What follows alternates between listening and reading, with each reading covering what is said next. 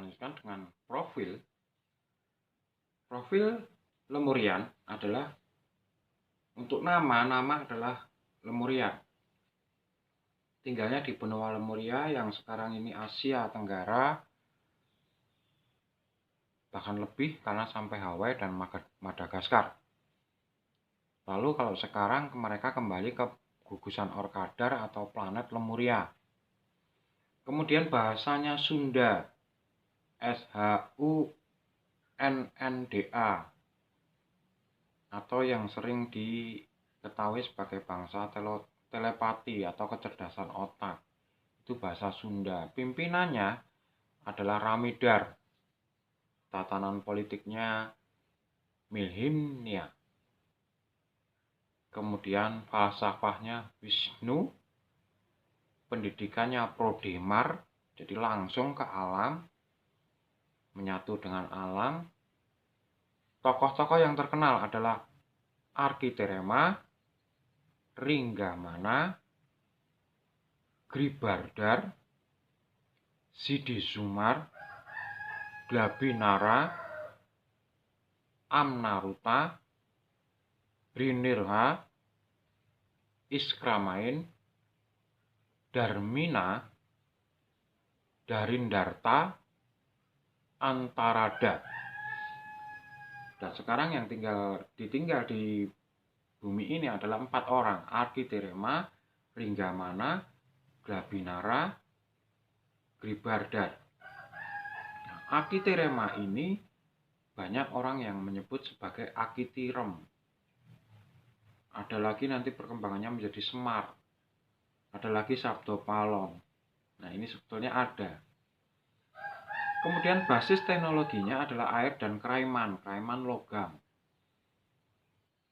Nama teknologinya adalah elemen Pantera, Homora, Talta, Huma, Grab, Utenosa, Hidrintana. Kemudian senjatanya adalah Kudang, Ultrodas, Hiropa Dawai, Hiropa Lontar, Sula, besi. Senjata Sula tapi dari besi. Kemudian produknya adalah Abanes, Antruka, Antruma, Antikitera, Astrensentra, Barca itu tempat untuk teleportasi, Prolar, Dranta, Piramida, Ulira, Dorpal, Morta Prabena ini cloning, dan Probe. Probe ini semacam, kalau sekarang semacam untuk merekam dari angkasa, drone lah kalau sekarang. Nah, nama-nama wilayah yang ada dalam Lemurian dulu adalah Borneo untuk menyebut Kalimantan, Janevala untuk menyebut Jawa, Papua untuk menyebut Papua, Sulawesi untuk menyebut Sulawesi, karena di sana memang banyak besi yang dijadikan senjata Sula oleh bangsa Lemurian. Kemudian Sumatarina itu adalah Sumatera, mereka penghasil emas. Kemudian Fatan itu wetan, artinya timur untuk menyebut daerah-daerah dari timur. Aparekia itu Afrika, Borigina itu Australia, Kulon itu Kulon atau Barat. Nah, ini kata-kata dari Lemurian yang sudah terkenal saat dulu. Jadi ribuan tahun yang lalu sudah ada nama-nama ini, diteruskan sampai dengan sekarang. Kemudian saya melanjutkan tentang Mahabharata. Jadi cerita Mahabharata itu sebetulnya terjadinya di Nusantara, bukan India. Tapi memang ada sebagian kerajaan yang di India, yaitu suku Yadawa. Memang ditemukan di sana kerajaannya Krishna, Dwaraka. Tapi untuk kejadian semuanya itu di Nusantara. Jadi Sumatera ada, Kalimantan ada, Jawa ada. Lah dulu Amarta ini berada di Sumatera. Maaf, Hastinapura dulu ada di Sumatera. Sedangkan Amarta, kerajaannya Yudhistira itu ada di Jawa. Makanya di Jawa lebih mengenal nama Yudhistira, Arjuna, Sangkuni, Durna.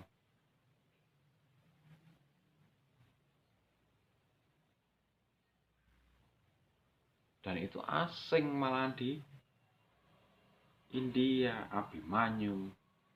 Lalu kenapa prosesnya kok diakui di India? Seperti ini, leluhur kita dulu terbiasa dengan biasa tutur tinutur. Jadi dari orang tua dialihkan ke anak dengan tuturan atau perkataan. Nah, kebetulan dari India itu abad ke-8 sebelum Masehi itu mengutus Aji Saka untuk belajar ke Indonesia, belajar ke Nusantara, Sumatera pada saat itu. Jadi dulu belum ada agama Hindu, tapi ajaran yang ditinggalkan adalah ajaran dari suku Lemurian tadi. Nah, mereka belajar ke sini karena mereka itu ahli dalam penulisan, maka diperintahkanlah untuk menulis. Nah, maka dari sinilah awal dari sejarah itu diakui bahwa wayang itu dari India, bahwa Mahabharata itu dari India. Tapi di India hanya ada Mahabharata dan Ramayana saja, tidak kisah-kisah lainnya seperti Abhiyasa, seperti sampai Bambang Parikesit, tidak. Hanya Mahabharata dan Ramayana, Sri Rama, Dewa Wisnu. Nah, dari penulis-penulis ini dibawa kembali ke India untuk dituliskan, maka baru terjadi kitab Weda yang menjadi dasar agama Hindu, dan baru terjadi lagi Buddha di India. Nah, kemudian ajaran Buddha ini dibawa ke Tiongkok, dikembangkan di sana, sedangkan Indianya Hindu. Maka dari itu Hindu Indonesia berbeda dengan Hindunya Buddha di India. Sangat murni peninggalan leluhur diri Nusantara. Nusantara dulu adalah peradaban yang tidak mengenal agama, animisme, dinamisme, dinamis berkembang. Jadi tidak mengenal agama, tapi filosofinya terlalu tinggi, spiritualnya terlalu tinggi. Maka dari itulah India itu justru malah mengadopsi dari Indonesia dan dinamakan agama Hindu. Jadi Hindu itu sebetulnya dari Indonesia. Buddha pun dari Indonesia. Nah, inilah kejadian awal mengapa cerita Ramayana itu dianggap berasal dari India. Karena ditemukan juga memang negara Dwaraka di sana. Tapi kita lihat suku di India apakah sebanyak dengan suku di Indonesia? Tidak. Pada saat Ramayana Mahabharata itu sukunya banyak sekali. Ada 342 suku. Bahkan sekarang tercatat 1400 sekian suku di Indonesia itu. Nah, inilah yang menjadi dasar. Kita harus bangga dengan leluhur kita. Kembalikan kebanggaan itu terhadap keagungan leluhur kita. Kalau kita sudah bangga terhadap leluhur kita,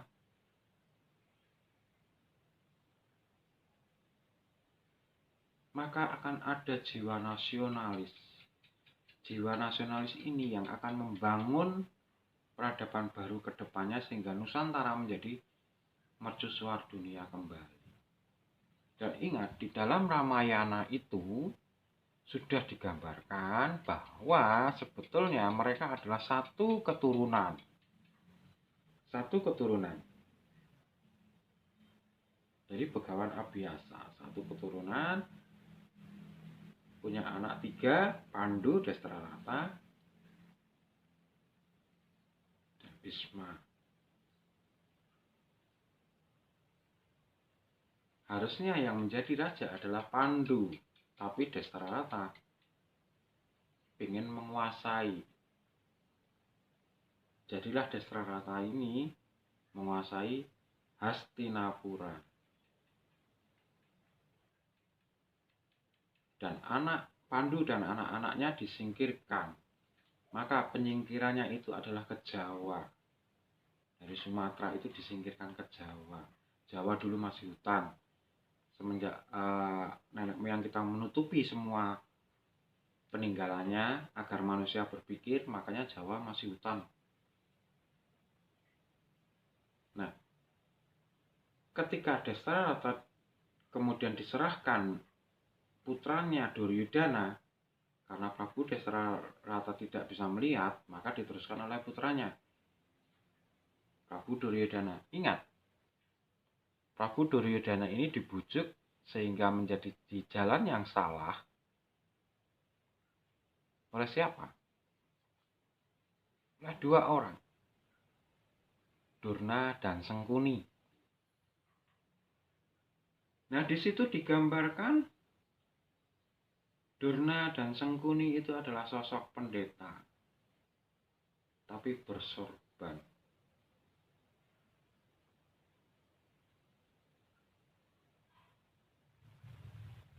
Nah, jadi kita harus berhati-hati sekarang dengan sosok pendeta dan bersorban yang sifatnya seperti Durna dan Sengkuni, karena itu yang akan menjerumuskan. Maka pada akhirnya tetap Pandawa yang akan menang.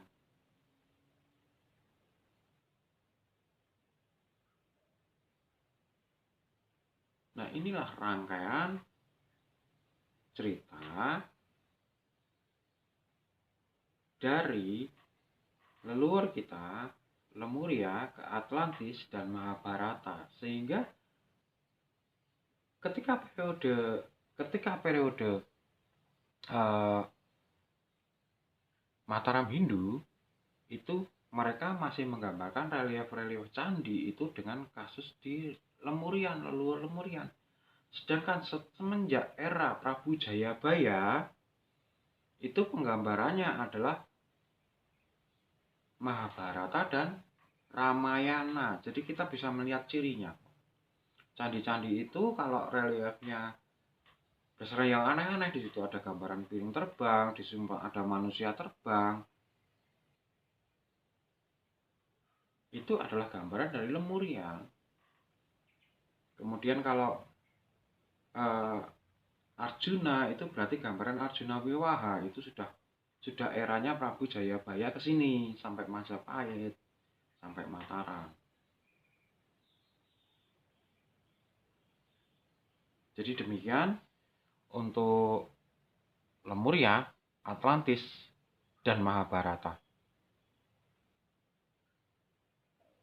Kalau panjenengan tidak sesuai dengan saya, punya pendapat yang berbeda, monggo. Semua punya hak yang sama. Jadi saya juga tidak menuntut hak saya untuk didengarkan dan diterima oleh panjenengan semua, tidak. Mari kita berpikir, kita cobalah berpikir, dan logika kita jalankan agar nanti memperoleh kehidupan yang lebih baik lagi. Akhir kata, kalau ada salah kata dari saya mohon maaf yang sebesar-besarnya, dan semoga panjenengan semua selalu diberikan kesehatan, keselamatan, dijauhkan dari mara bahaya dan bencana. Semoga semua makhluk berbahagia. Rahayu, rahayu, rahayu.